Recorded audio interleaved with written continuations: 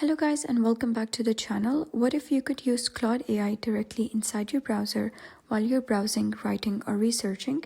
So in this video, I'll show you how to use the Claude Chrome extension to boost your productivity without switching tabs. First, go to Chrome Web Store and search for Claude extension.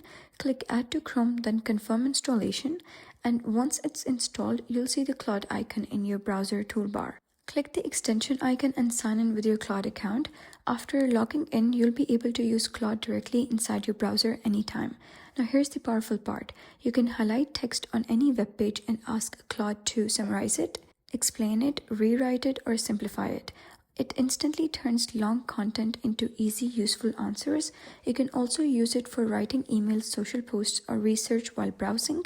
So instead of switching tabs, Claude works right where you are.